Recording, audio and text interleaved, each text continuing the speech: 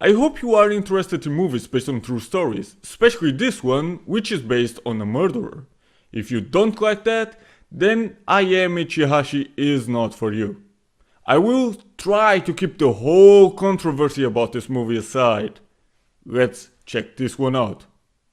I Am Ichihashi is based on a true story of a real murderer called Ichihashi Tatsuya, who killed the 22-year-old English teacher Lindsay Ann Hawker in Japan.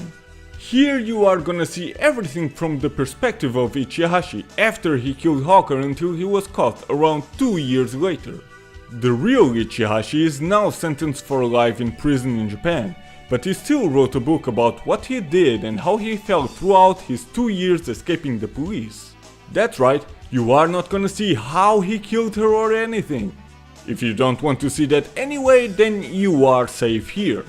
The whole story is told rather very slow and doesn't have much dialogue, and that can be boring to some.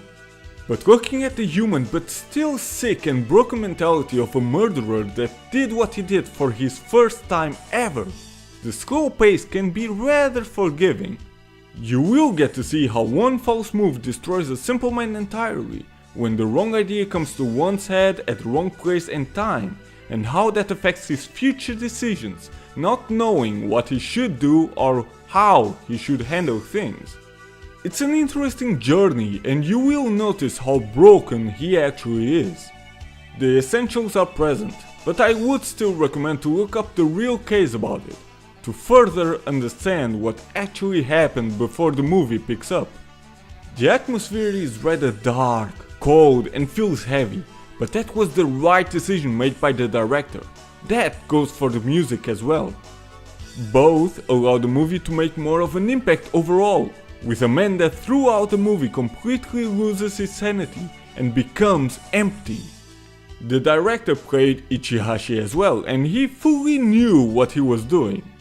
There are other characters as well, but every single one made a short appearance at best.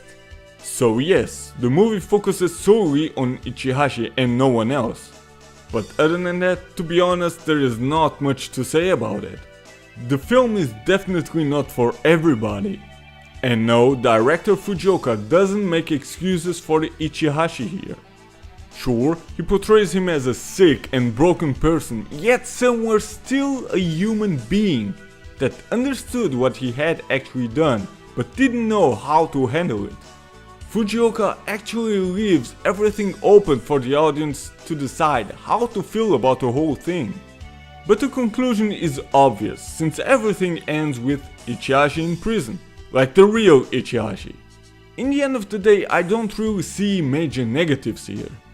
It's not an easy experience to have, and while watching it, you may feel uncomfortable and somewhat confused, but I think that was the intention. But if the real Ichihashi fabricated some things in his book in which this movie is based off, well, yeah, that's possible. But even so, I think it works well.